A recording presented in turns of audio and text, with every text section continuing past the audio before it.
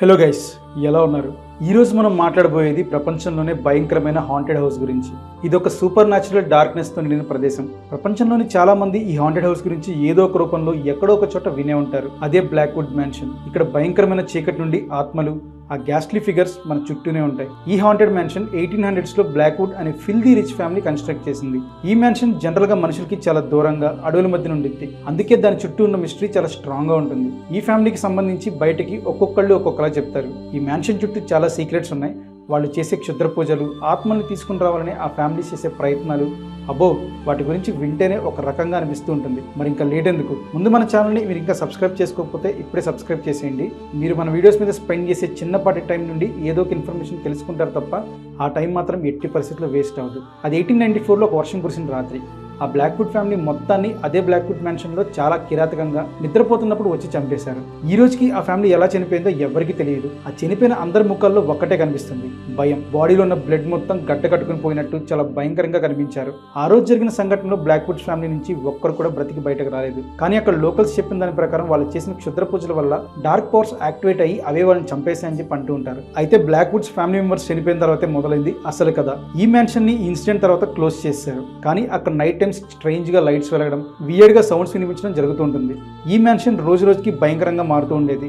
Especially ఆ family ఏ రోజైతే వర్షం వచ్చిన రోజు చనిపోయిందో అలా అప్పటి నుండి ఎప్పుడు వర్షం వచ్చినా కూడా భయంకరమైన దెయ్యాల అరుపులు, కేకలు ఆ మ్యాన్షన్ చుట్టూ వినిపిస్తూ ఉంటాయి. అందుకనే ఆ మ్యాన్షన్ దగ్గరికి వెళ్ళడానికి, కనీసం దాని చుట్టుపక్కల నడవడానికి కూడా చాలా మంది భయపడుతూ ఉంటారు. ఎవరు ధైర్యం కూడా చేయరు. కానీ ఫస్ట్ టైం 1970s లో పారానార్మల్ ఇన్వెస్టిగేటర్ సారా తన టీం తీసుకుని ఆ మ్యాన్షన్ కి వెళ్ళింది. అసలు ఈ బ్లాక్వుడ్ మ్యాన్షన్స్ గురించి ఎప్పటి నుండో వినిపిస్తున్న స్టోరీస్ అన్ని నిజమా కాదా అని తెలుసుకోవాలని చెప్పేసి సారా అనుకుంటుంది. ఆల్రెడీ సారా ప్రీవియస్ గా చాలా హాంటెడ్ ప్లేసెస్ కి వెళ్ళింది. కానీ బ్లాక్వుడ్ మ్యాన్షన్ ఆ టీమ్ కి చాలా కొత్తగా అనిపించింది. మ్యాన్షన్ లోకి టీం వెళ్ళారు. స్టార్టింగ్ లో అన్ని నార్మల్ గా ఉన్నట్టు అనిపించినా కూడా నైట్ అవడంతో మ్యాన్షన్ లో చాలా పెక్యులర్ థింగ్స్ జరగడం స్టార్ట్ అయ్యాయి. ఒకవైపు నుండి గుసగుసలు వినిపిస్తున్నాయి, సడన్ గా చిన్నపిల్లల నవ్వులు కూడా వినిపిస్తున్నాయి. సరే ఇవన్నీ కామన్ కదా అని చెప్పి వాళ్ళు అనుకున్నారు. కొంతసేపు ఇన్వెస్టిగేషన్ చేసిన తర్వాత వాళ్ళ మ్యాన్షన్ లో బ్లాక్వుడ్ మెంబర్స్ చనిపోయిన రూమ్ లోకి వెళ్ళారు. ఆ రూమ్ నార్మల్ గానే ఉంది, పెద్దగా చేంజెస్ ఏం కనిపించలేదు. కానీ బెడ్ మీద బ్లడ్ స్టెయిన్స్ ఉన్నాయి. అది కూడా చాలా ఫ్రెష్ గా ఉన్నట్టు ఉన్నాయి. ఎప్పుడో జరిగిన ఇన్సిడెంట్ తాలూకా బ్లడ్ స్టెయిన్స్ అయితే ఈ పాటికి ఎప్పుడో డ్రై అయిపోవాలి కదా, ఇంకా ఫ్రెష్ గా ఉన్నట్టే ఎందుకు అలా కనిపిస్తుంది అని చెప్పి వాళ్ళకి అర్థం కాలేదు. ఆ బెడ్రూమ్ లో భయంకరమైన ఎనర్జీ వాళ్ళని భయపెట్టేసింది.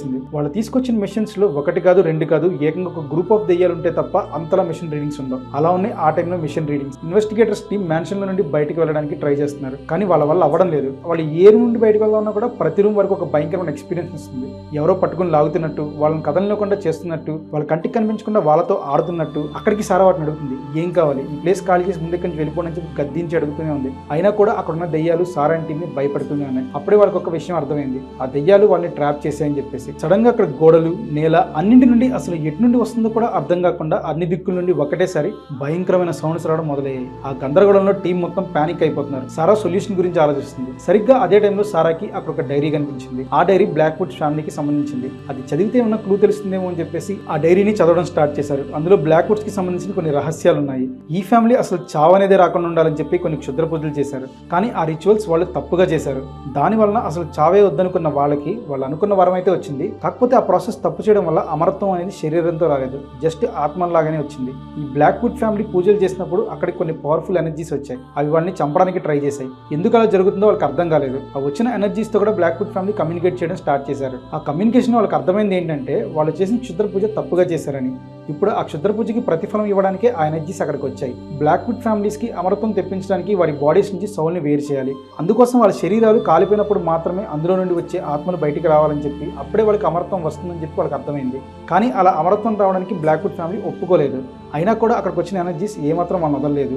వన్స్ ఒక రిచువల్ చేసి చీకటి శక్తిని పైకి లేపాక వాటి నుండి వచ్చే రిజల్ట్ ఏదైనా సరే తీసుకోవాలి తప్ప వద్దు అంటే కుదరదు అని చెప్పి ఆ వచ్చిన ఎనర్జీస్ బ్లాక్వుడ్ ఫ్యామిలీ ఎంతలా బ్రతిమలాడుతున్నా వినకుండా ఆ ఫ్యామిలీ మొత్తాన్ని చంపేసింది. ఇదంతా డైరీలో చూసిన సారా టీంకి చెమటలు పట్టాయి. ఇప్పుడు ఎలాగైనా ఆ ఆత్మకి హెల్ప్ చేసి వాటిని ఇంటి నుండి బయటకు పంపాలని చెప్పేసి వాటికి ఫ్రీడమ్ ఇవ్వాలని చెప్పి సారా అనుకుంది.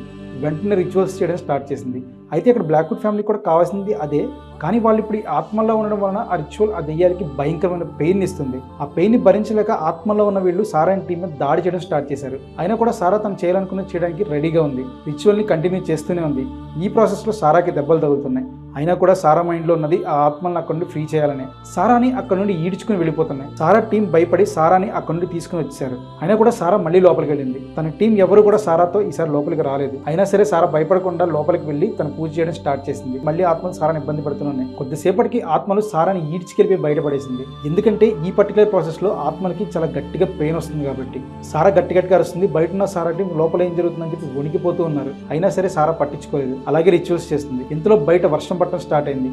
అక్కడున్న ఆత్మలకి అప్పుడు పవర్ ఒక్కసారిగా పెరిగిపోయింది. బయట ఉన్న టీం ని లోపల ఉన్న సారాని ఇద్దరిని ఒకేసారి గాల్లోకి లేపి చిత్రహింసలు పెడుతున్నాయి. అయినా కూడా సారా తన రిచువల్ ని ఆపకుండా గాల్లో ఎగురుతూనే కంటిన్యూ చేస్తుంది. ఆ రిచువల్ చివరికి వచ్చేసరికి అక్కడున్న మెషిన్స్ లో ఎనర్జీ స్లోగా తగ్గుతూ వస్తున్నట్టు రీడింగ్స్ చూపిస్తుంది. స్లోగా అక్కడ కేయోటిక్ సిచ్యువేషన్స్ అన్ని నార్మల్ అవుతున్నాయి. వర్షం కూడా తగ్గడం మొదలైంది. అక్కడ నుండి ఆ బ్లాక్వుడ్ ఫ్యామిలీకి ఫ్రీడమ్ కూడా వచ్చేసింది. ఆ తర్వాత సారా అక్కడే రీసెర్చ్ చేస్తూ 1 month ఉండిపోయింది. ఎప్పుడైనా సరే మళ్ళీ అలాంటి స్ట్రేంజ్ థింగ్స్ జరుగుతూనే లేవా అని చెక్ చేద్దామని. కానీ ఒక్కసారి కూడా అలాంటివి మళ్ళీ రిపీట్ అవ్వలేదు. ఇంకా సారా ఆ బ్లాక్వుడ్ మ్యాన్షన్ నుంచి వచ్చేసింది. అక్కడ తనకి తెలియని ఒక అటాచ్మెంట్ ఉండిపోయింది. సో గైస్ చూశారు కదా బ్లాక్వుడ్ మ్యాన్షన్తో జరిగిన ఒక హారర్ కథ గురించి. ఇప్పుడు మీరంటే చాలా రకాల హారర్ మూవీస్ చూసిన తర్వాత ఈ బ్లాక్వుడ్స్లో జరిగింది ఇంతేనా అని చెప్పి మీరు కనిపించవచ్చు. కానీ జస్ట్ ఇమాజిన్ 30-40 ఏళ్ల క్రితం మాత్రం ఇది చాలా భయంకరమైన హారర్ స్టోరీ. సో ఈ స్టోరీ మీకు నచ్చితే లైక్ చేయండి. మీకున్న రియల్గా జరిగిన హారర్ స్టోరీస్ తెలిస్తే ఖచ్చితంగా మాతో కామెంట్స్లో షేర్ చేసుకోండి.